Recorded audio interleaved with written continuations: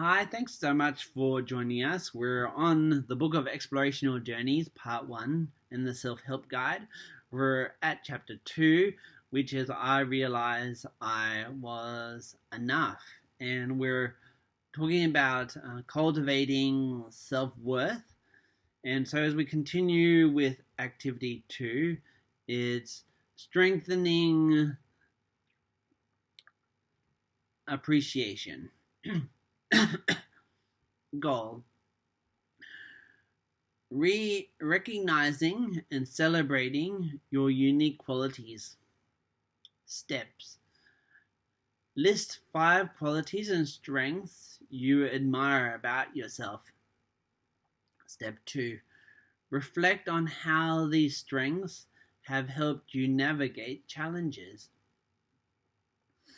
Step 3: share one of these strengths with a trusted friend and ask them to reflect on how they see this quality in you.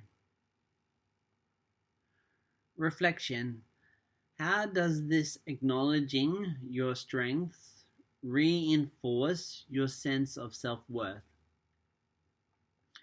So don't forget to click like and subscribe at the bottom, and I hope to hear how these activities have been helping you.